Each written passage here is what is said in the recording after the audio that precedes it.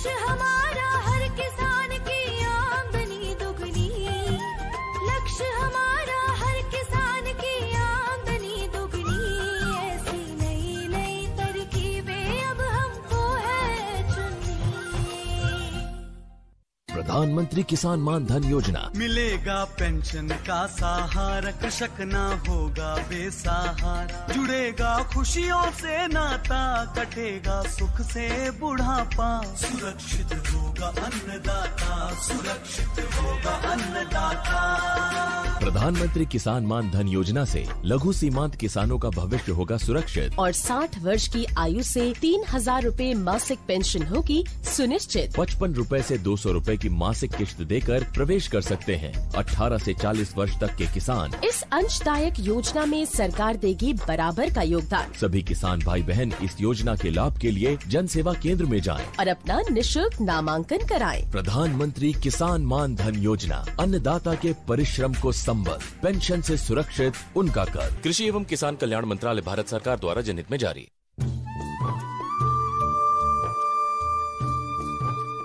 इस कार्यक्रम के प्रायोजक हैं कृषि एवं किसान कल्याण मंत्रालय, भारत सरकार।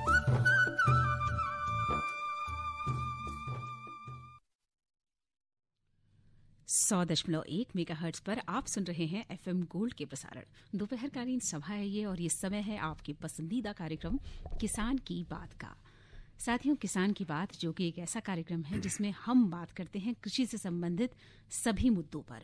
और कृषि की जब हम बात करते हैं तो केवल फसल, खाद यही नहीं, कृषि से संबंधित एक बहुत बड़ा क्षेत्र होता है पशुओं का।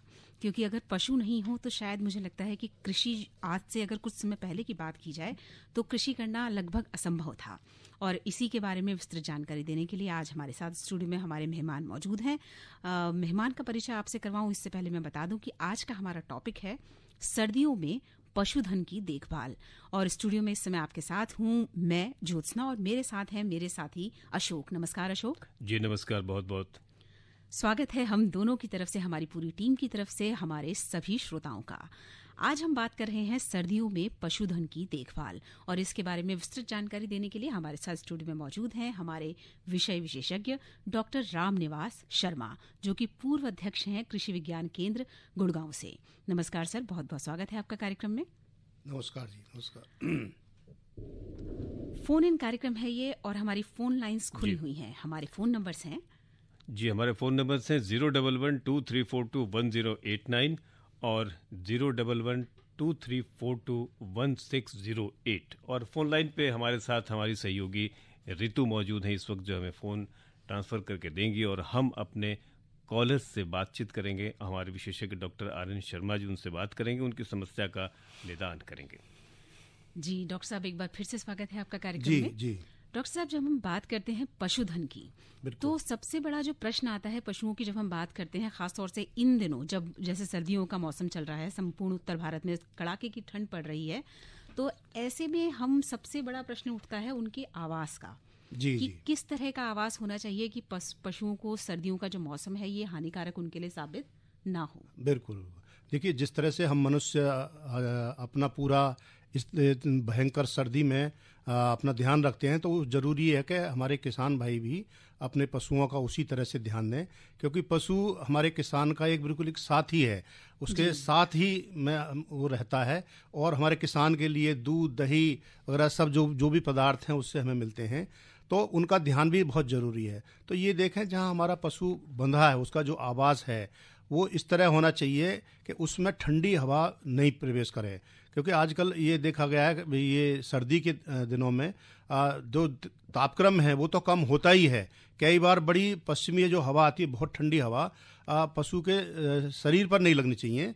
तो आवास जो है बंद होना चाहिए, और उसमें विशेषकर जब दिन में, रात में तो अंदर रखते ही हैं, दिन के अंदर भी ये देखें कि अगर मान लो मौसम बहुत ठंडा है तो पशुओं को अंदर रखें, और उसमें जो खिड़की दरवाजे हैं वहाँ पर बंद होने चाहिए, कई बार हमारे किसान भाई कच्चे घर ही बनाते थे, तो ये टाट की कई बार वो बना के रख देते हैं ताकि पशु को हवा ना लगे। तो ऐसे में जहाँ इस तरह की कहीं लगता है कहीं से हवा आ रही है ठंडी सी, तो उस पर जो है बोरी के पर्दे या प्लास्टिक के पर्दे उस पर जरूर डाल के रख दें। एक बात का ध्यान रखें कि जो पशु घर है उस पर के आसपास जो अगर पेड़ हैं तो उनकी छटाई जरूर कर दें, क्योंकि इन दिनों में देखिए धूप भी निकलती है, तो अगर मान लो वो पेड़ों की छाया होगी तो उस पर पूरी धूप नहीं लगेगी, और ऐसे में अगर काट छांट कर देंगे पेड़ों की तो हमारे जो पशु का आवास है उस पर धूप भी आएगी और वो दिन में गर्म रहेगा और हमारे पशु रात को भी आराम से रह सकेगा। एक बात का और ध्यान रखें कि जो पशु घर में जब भी पशु बांधे तो उसके जो फर्श है उसका विशेष रूप से सफाई होनी चाहिए, क्योंकि इन दिनों में जो पशु हैं वो काफी देर तक पशुओं को रखना पड़ता है, तो उनका गोबर है, पेशाब है, उसकी नियमित रूप से उसकी सफाई करें और उस पर कोई बिछावन जरूर डाल दें ताकि हमारे पशुओं को फर्श से जो है सर्दी ना लगे। जी डॉक्टर साहब, एक कॉलर जुड़ गए हैं हमारे साथ, हम उनका प्रश्न सुनते हैं। जी हेलो। जी नमस्कार मैडम, अशोक जी को नमस्कार, डॉक्टर साहब को भी नमस्कार। जी नमस्कार जी, प्रश्न बताइए अपना। ग्राम गौर झामर, जिला सागर, मध्य प्रदेश से विपिन कटारे बात कर रहा हूँ। जी विपिन जी, प्रश्न क्या है आपका?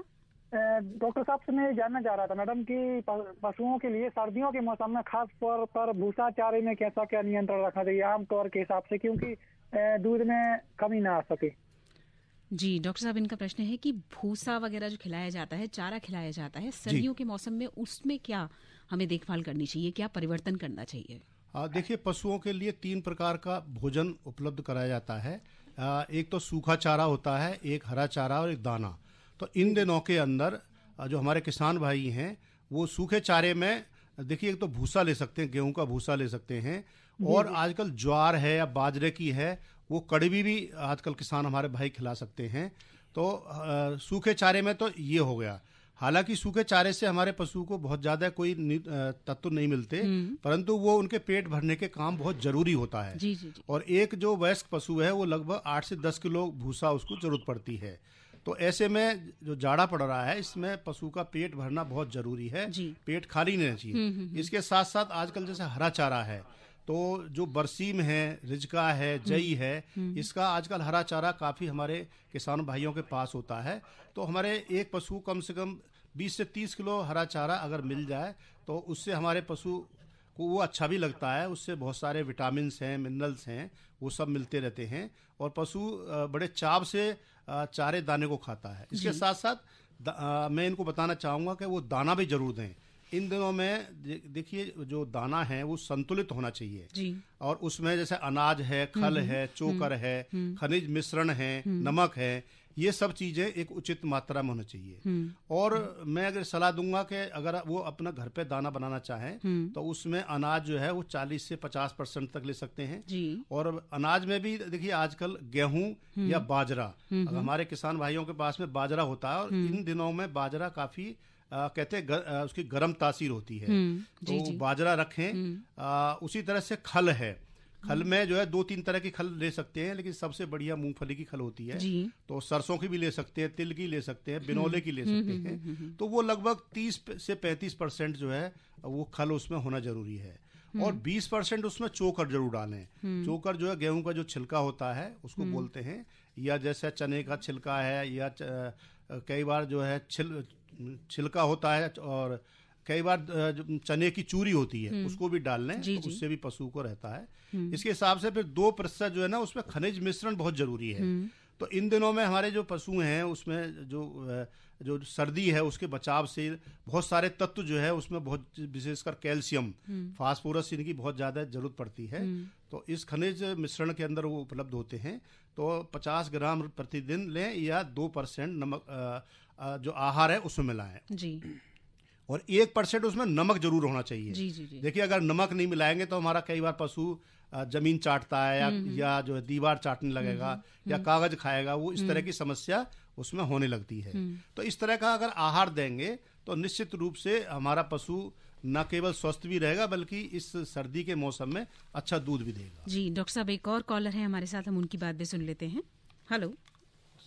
नमस्कार जी। जी नमस्कार, स्वागत है आपका कार्यक्रम में। आपका शुभ नाम? धर्मवीर गांधीनगर से बोल रहा हूँ। जी धर्मवीर जी, स्वागत है आपका कार्यक्रम में। प्रश्न बताइए अपना। डॉक्टर साहब, मैं बड़े जानवर तो नहीं, मेरे पास डॉग है डॉक्टर साहब, उसके बारे में बता पाएंगे तो?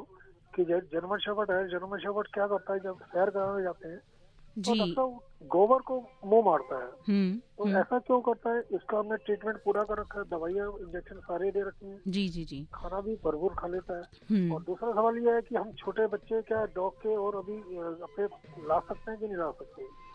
जी वैसे तो धर्मवीर जी मैं आपको बता दूं कि हमारा जो कार्यक्रम है ये पशुधन पर आधारित है। हालांकि ये पशु उन्हीं की बात हो रही है कार्यक्रम में जो कृषि से संबंधित होती है, लेकिन ज्योत्सना जी ये क्या है कि इसकी ब्रीडिंग होती है, इससे भी किसान लोग अगर डॉग पाल के इसकी ब्रीडिंग करें तो उनकी किसानों की आय भी अच्छी। जी हाँ, मैं आपका प्रश्न जरूर हम ले रहे हैं कार्यक्रम में।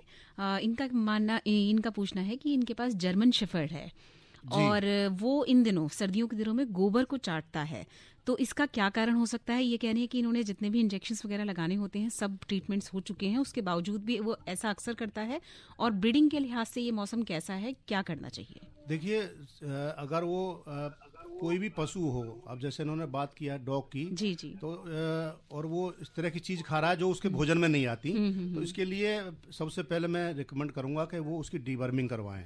कई बार पेट में कीड़े होने पे भी उसमें काफी प्रॉब्लम आ जाती है। जी जी, और उसके बाद में इसको कैल्शियम की जो टैबलेट हैं वो जरूर देना चाहिए। एक टैबलेट अगर दें तो धीरे धीरे जो उस तरह की चीजें खा रहा है ये बंद हो जाएगा। और उसका आहार भी ठीक रखें, उसको दूध भी दें, थोड़ा ब्रेड दे सकते हैं, दूध उसको जरूर दें, अंडा भी दे सकते हैं अगर मान लो है। और अगर इन्होंने आदत डाल रखी है तो अगर मीट भी देंगे तो वो भी अच्छा रहेगा। तो इस तरह से अगर आहार इनका संतुलित हो जाएगा तो ये इस तरह की चीजें नहीं करेगा।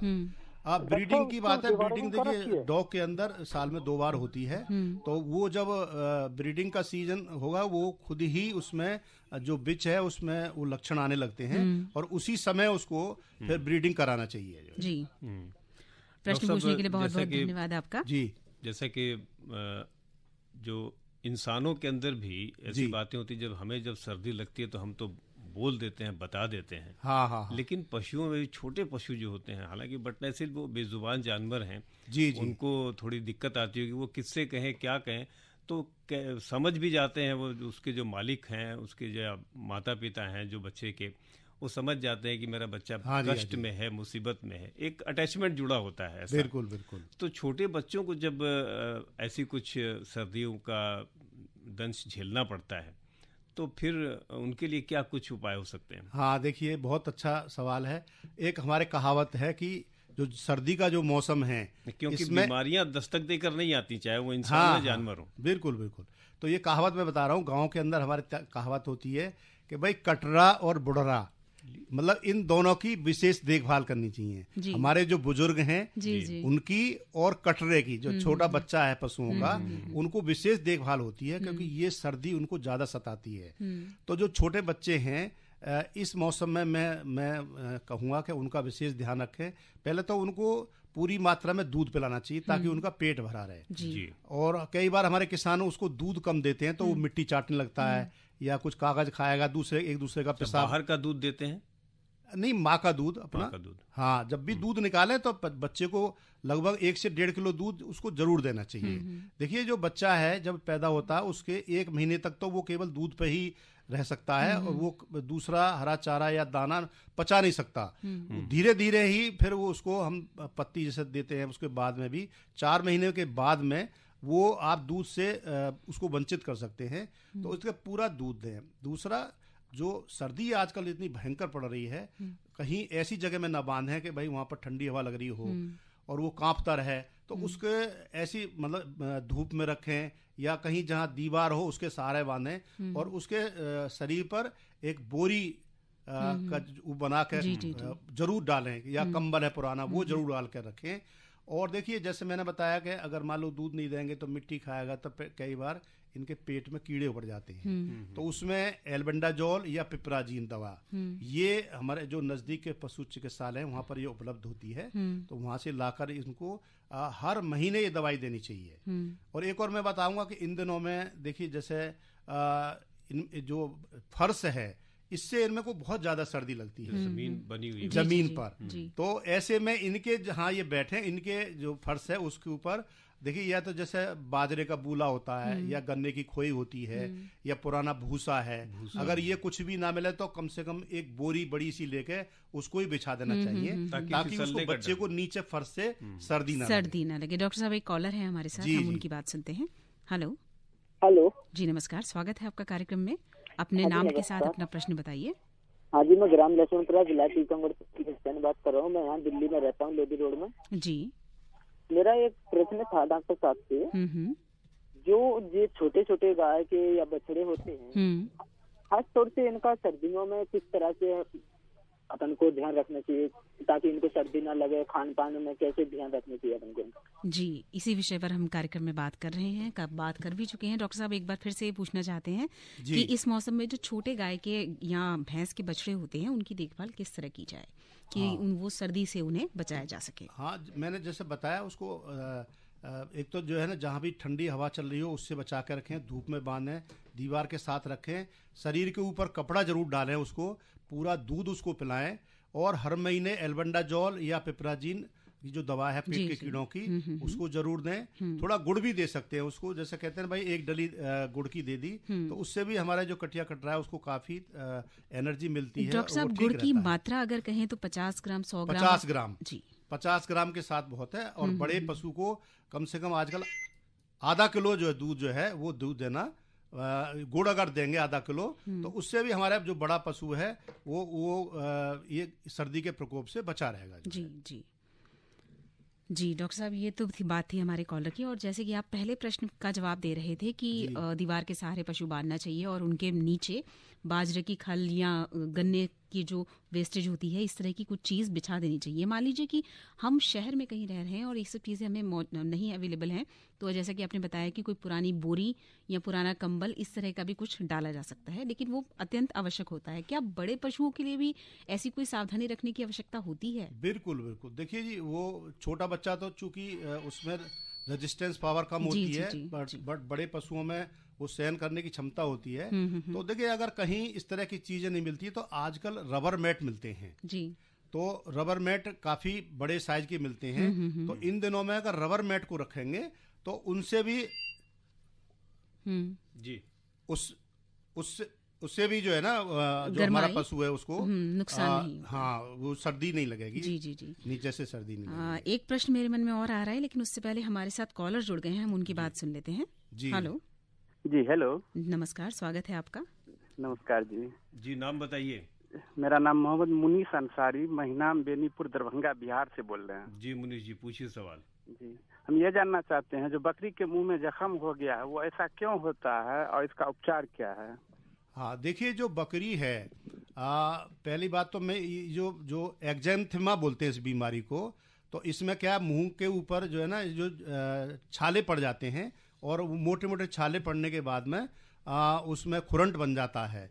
तो ये एक वायरस से होने वाली बीमारी है। इसका वैसे तो कोई इलाज नहीं है, लेकिन मैं आपको ये सलाह दूंगा कि जब आप बकरियों को चराने ले जाएं तो थोड़ा सा ऐसे मौसम में ले जाएं जहां ओस ना हो। जब ओस ना हो तो अगर मान लो थोड़ा सूखे मौसम में ले जाएंगे तो वो इस तरह की बीमारी नहीं आएगी। और अगर छाले हो रहे हैं तो मैं आपको एक बताऊंगा कि उस पर एक बैटनोवेट नाम की दवाई है, वो लगा दें, या पोटेशियम परमैंगनेट के घोल से उसके मुंह को रोज अगर धोएंगे, या बोरिक एसिड में आप कुछ वैसलीन मिला के एक मल्लम बनाने और उसको बकरी के मुंह पर रोज लगाएं। और ये ध्यान रखें कि उसको नरम हरा चारा खिलाएं, क्योंकि कई बार अंदर तक छाले पड़ जाते हैं इस बीमारी में और हमारी बकरी जो है वो चारा नहीं चर पाती है और वो कमजोर होती जाती है। जी। हम अपने श्रोताओं को याद दिलाना चाहते हैं, किसान की बात कार्यक्रम सुन रहे हैं आप 100.1 मेगाहर्ट्ज पर, और आज का हमारा विषय है सर्दियों में पशुधन की देखभाल। फोन इन कार्यक्रम है, फोन लाइंस खुली हुई हैं 23421089 और 23421608 है हमारे नंबर। दिल्ली से बाहर के श्रोता 011 डायल करना ना भूलें। स्टूडियो में हमारे साथ हैं हमारे विषय विशेषज्ञ डॉक्टर रामनिवास शर्मा। और अब डॉक्टर साहब एक नजर डाल लेते हैं मौसम पर, क्योंकि मौसम एक ऐसा तत्व होता है जिसका सीधा प्रभाव पड़ता है इंसानी जीवन के साथ साथ हमारी कृषि और हमारे पशुओं की सेहत पर भी। बिल्कुल। सप्ताह के दौरान आसमान में सुबह के समय घना कोहरा रहेगा। ये तो हम सभी जानते हैं। मौसम आधारित कृषि परामर्श सेवाएं हम आपको सुना रहे हैं। ग्रामीण कृषि मौसम सेवा कृषि भौतिकी संभाग द्वारा प्राप्त सूचना है ये, जो हम आपको पहुंचा रहे हैं। जैसा कि मैंने कहा कि सप्ताह के दौरान घना कोहरा रहेगा सुबह के समय। तापमान की अगर बात करें तो अधिकतम तापमान 16 डिग्री सेल्सियस और न्यूनतम 8 डिग्री सेल्सियस रहने की संभावना है। बादलों की स्थिति 3 ऑक्टा रहने की संभावना है। सापेक्षिक आर्द्रता 95% रह सकती है अधिकतम, और अगर न्यूनतम की बात करें तो 80%। हवा की गति 8 किलोमीटर प्रति घंटा रह सकती है और हवा की दिशा रहेगी उत्तर उत्तर पूर्व। सलाह की अगर बात करें तो आजकल किसान भाइयों को हम ये सलाह देना चाहते हैं कि मौसम को ध्यान में रखते हुए किसानों को सलाह दी जाती है कि सरसों की फसल में चेपा कीट की निरंतर निगरानी करते रहें। और इसके अलावा इस मौसम में तैयार बंद गोभी, फूल गोभी, गांठ गोभी आदि की रोपाई मेड़ों पर कर सकते हैं। इस मौसम में पालक, धनिया, मेथी की बुआई भी की जा सकती है। जी, ये तो मौसम का हल रहा। अब आज़ादपुर फल सब्जी मंडी का जो थोक भाव है वो उसके अनुसार हम आपको बता दें कि फलों में सेब 110 रुपये प्रति किलो का बाजार भाव है। अनार 60 रुपये प्रति किलो, किन्नू 18 रुपये किलो मिल रहा है। मौसम्बी 35 रुपये प्रति किलो के हिसाब से उपलब्ध है और अनानास 35 रुपये किलो। सब्जियों में अरबी 34 रुपये किलो आप ले सकते हैं। बेबी कॉर्न 60 रुपये प्रति किलो, बथुआ 18 रुपये, गांठ गोभी 16 रुपये प्रति किलो और लहसुन का भाव 130 रुपये है। अलावा इसके सेब 22 रुपये प्रति किलो। आज़ादपुर फल सब्जी मंडी का ये थोक भाव। और अब एक बार फिर से कॉलर है हमारे साथ, हम उनकी बात सुनते हैं। हेलो। हाँ जी, नमस्कार साहब। नमस्कार जी, कौन साहब बोल रहे हैं? मैं मस्तापुर से बोल रहा हूँ। रेवाड़ी के पास में गांव है मेरा। जी, नाम बताइए। नाम अमर सिंह है जी। जी अमर जी, पूछिए सवाल। ये जो पशु है, जो भैंस का जो नाक से पानी आने लग जाता है कभी कभी। भैंस के नाक से पानी। मुझे ये बताइए, जो नाक से पानी आ रहा है, आपका जो भैंस है चारा दाना ठीक खा रही है? हाँ, चारा तो सब ठीक खा रही है। तो आप इसकी चिंता न करिए। कई बार ये जो इस तरह से पानी आता है वो उसमें नॉर्मल होता है, उसको आप ना करें। अगर हमारा पशु सही तरह से चारा दाना पूरा खा रहा है, अच्छा दूध दे रहा है, तो उसकी चिंता न करें। परंतु इस मौसम में आप अपना पशु का जरूर ध्यान रखिए। एक तो उसको बासी पानी ना पिलाएं, कभी भी ताज़ा पानी पिलाएं, क्योंकि बासी पानी तुरंत उसका गला पकड़ लेगा और उसको सांस संबंधी दिक्कत हो सकती है। कोशिश करें कि अगर बहुत मजबूरी में, जैसे कई बार बिजली नहीं आती और ट्यूबवेल का पानी, हौदी का पानी बहुत ठंडा होता है, तो उसको थोड़ा सा निवाया कर लें। गाँव के अंदर सुविधा होती है, तो जैसे हम आजकल गर्म पानी पीते हैं उसी तरह से अपने पशुओं को भी ध्यान रखें और सर्दी से उसका बचाव रखें। कपड़ा भी डाल के रखेंगे उसको। अभी गुड़ की मात्रा उसको ये भी देखो जी, आधा किलो गुड़ अगर आप दे देंगे तो बहुत अच्छा रहेगा। और 1 तारीख को आगे की हुई है अभी। देखो जी, गुड़ कोई भी नुकसान नहीं करेगा। अगर आगे की होगी तो कोई बात नहीं है, क्योंकि जो तापक्रम है वो वातावरण का काफ़ी कम है, 4-5 डिग्री, बल्कि अब बताया जैसे 8 डिग्री तक रहता है, तो उससे कोई उसका फर्क नहीं पड़ेगा। आप निश्चिंत रूप से गुड़ खिला सकते हैं, कोई दिक्कत नहीं। जी, प्रश्न पूछने के लिए बहुत बहुत धन्यवाद आपका। एक बार फिर से कॉलर है हमारे साथ, हम उनकी बात सुन लेते हैं। ये शायद फ़ोन डिस्कनेक्ट हो गया, कोई बात नहीं, दोबारा कोशिश करेंगे। डॉक्टर साहब, खान पान की बात अगर हम करें जी, तो खान पान में जैसे डॉक्टर हमें भी सलाह देते हैं कि संतुलित आहार खाइए, ये सब खाइए, ये ना खाइए, सर्दियों में ये ज़्यादा नुकसान करता है। तो क्या संतुलित आहार इन पशुओं पे भी लागू होता है? तो किस तरह की इनको खान पान की व्यवस्था होनी चाहिए? हाँ बिल्कुल, देखिए इसमें 70 से 80% जो खर्चा है पशु आहार पालन पर, वो आहार में ही आता है। तो हमारे किसान भाइयों को जो भी दाना दें, आहार दें, वो संतुलित होना चाहिए। संतुलित का मतलब ये है कि उस आहार के अंदर वो सारे तत्व मौजूद होने चाहिए जो उसके शरीर के रखरखाव के लिए और दूध उत्पादन के लिए जरूरी होते हैं। तो उसमें जैसे प्रोटीन है, कार्बोहाइड्रेट है, फैट है और मिनरल्स होते हैं, विटामिन होते हैं, ये सारे उचित मात्रा में होने चाहिए। तो ये कहाँ से मिलेंगे? ये पशु को हम अगर हम अनाज, खल, चोकर, खनिज मिश्रण और जो नमक है, इनका एक अनुपात अगर हम बना के दाना बनाते हैं तो ये सारी जो मैंने बताया ये उससे मिल जाते हैं। अब जैसे अनाज देते हैं तो अनाज से ज़्यादातर कार्बोहाइड्रेट, मतलब ताकत मिलती है, ऊर्जा मिलती है। और जैसे आजकल सर्दी का मौसम चल रहा है तो इसमें गेहूं और बाजरा। बाजरा कुछ क्षेत्रों के अंदर बाजरा होता है तो गेहूं ले सकते हैं, मक्का ले सकते हैं। जिस क्षेत्र के अंदर जो भी अनाज उपलब्ध है वो 40 से 50% ले सकते हैं। जी, एक कॉलर हमारे साथ जुड़ गए डॉक्टर साहब, उनसे बात कर लेते हैं। हेलो हेलो जी, नमस्कार। कौन बोल रहे हैं? डॉक्टर साहब नमस्कार। नमस्कार जी। कौन साहब बोल रहे हैं? ब्रह्मदेव बोल रहा हूँ, दरभंगा बिहार से। जी ब्रह्मदेव जी, पूछिए सवाल। सबसे पहले तो नव वर्ष की शुभकामनाएं आप सब। जी आपको भी बताइए। डॉक्टर साहब मेरा भैंस है जी, उसका कान साफ कर देता हूँ, फिर भी उसमें कभी कभी जैसे आ जाता है, उसके लिए दवाई बताएंगे? जी बिल्कुल। देखिए जो कान के अंदर कई बार आप जो बता रहे हैं मवाद आ जाता होगा, है नहीं? हाँ। मवाद आता होगा तो ये ओटाइटिस बीमारी होती है कान के अंदर। कई बार देखो जो भी बीमारी होती है मैं आपको बताऊं वो सब हमारी थोड़ा सा लापरवाही से होती है, अगर हम सफाई नहीं रखते पशु की। अब जैसे कान की तरफ कोई ध्यान नहीं देता, अब जैसे हम लोग तो अपने देखा हुआ अपने कान साफ करवाते रहते हैं, ज़्यादा दिक्कत होती है डॉक्टर पर चले जाते हैं, बट पशुओं में हमने देखा है हमारे किसान भाई विशेष रूप से ध्यान नहीं देते। तो मैं आपको दवाई बता दीजिएगा डॉक्टर साहब। हाँ जी, देखिए जो दवा है वो एक जेंटामाइसिन दवाई आती है, वो 100 ml दवाई ले लीजिए और उसमें से 5 ml दवाई और सिरिंज से भर के उसके कान में मारिए। पहले रुई से उसको साफ करिए और फिर जेंटामाइसिन की जो दवाई है वो उसमें कान में करके थोड़ा ऊपर करके उसको हिला दीजिए ताकि दवाई अंदर तक चली जाए। और ये तब तक करिए, कई बार जो कान का जो इन्फेक्शन होता है वो काफ़ी दिनों तक दवाई की जरूरत पड़ती है उसमें। तो अगर आपको लगे कि ठीक होता है, वो जो होता है ना जो पकड़े रहता है ठुकुरबा जिसको बोलते हैं, वो भी होता है, वो छूटता नहीं जल्दी। कीड़े टाइप के लग जाते हैं कुछ उसमें। छोटा सा वो पतला सा होता है, छोटा छोटा एकदम, वो लग जाता है तो जल्दी छोड़ता नहीं रहता वो। कीड़े आपकी किसी कीड़े की बात कर रहे हैं? हाँ जी हाँ, कीड़े की बात कर रहा हूँ, थैन में। अच्छा, देखिए उसके लिए मैं आपको बताऊंगा साइपरमेथ्रिन दवाई आती है उसका। साइपरमेथ्रिन। अच्छा। हाँ, आप डॉक्टर से बात कर लें और उसका जो है ना 2 ml दवाई 1 लीटर पानी में डाल के जहाँ ये चीचड़ कलीली लग रहे हैं वहां पर ये दवाई का पोंछा सा लगा दे कपड़े लगा के, तो सारे जो कीड़े जितने भी तरह के, चाहे जू हो, चीचड़ हो, कलीली हो, ये सब मर जाएंगे जी उससे। जी, प्रश्न पूछने के लिए आपका बहुत बहुत धन्यवाद जी। अब वक्त इस बात की इजाज़त नहीं दे रहा है कि इस कार्यक्रम को हम और आगे बढ़ाएं, लेकिन चलने से पहले कल का जो विषय हमारा रहेगा किसान की बात कार्यक्रम का, वो है शीतकालीन सब्जियों में समसामयिक कार्य। आमंत्रित विशेषज्ञ होंगे डॉक्टर हर्षवर्धन चौधरी और डॉक्टर A.K. मिश्रा। और इसी के साथ हमारी पूरी टीम को कार्यक्रम किसान की बात में अनुमति दीजिए। इस कार्यक्रम में हम बात कर रहे थे सर्दियों में पशुधन की देखभाल। हमारे साथ थे हमारे विषय विशेषज्ञ डॉक्टर रामनिवास शर्मा। कार्यक्रम में आपके साथ थी मैं ज्योत्सना और मेरे साथी अशोक।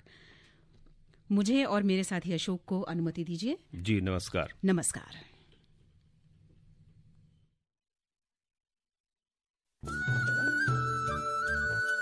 इस कार्यक्रम के प्रायोजक थे कृषि एवं किसान कल्याण मंत्रालय, भारत सरकार। प्रधानमंत्री किसान मान धन योजना। मिलेगा पेंशन का सहारा, कृषक ना होगा बेसहारा। जुड़ेगा खुशियों से नाता, कटेगा सुख से बुढ़ापा। सुरक्षित होगा अन्नदाता, सुरक्षित होगा अन्नदाता।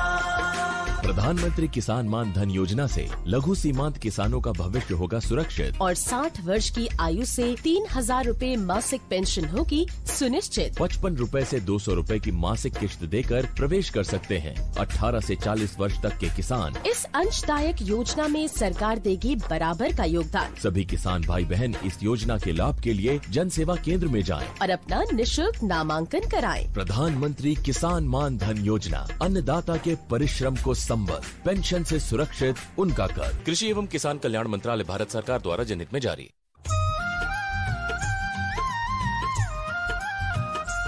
ऐसी नई नई तरकीबें अब हमको है चुननी, ऐसी नई नई तरकीबें अब हमको है चुननी। लक्ष्य हमारा हर किसान की आमदनी दुगनी, लक्ष्य हमारा हर किसान की आमदनी दुगनी। ऐसी नई नई तरकीबें अब हमको है चुननी।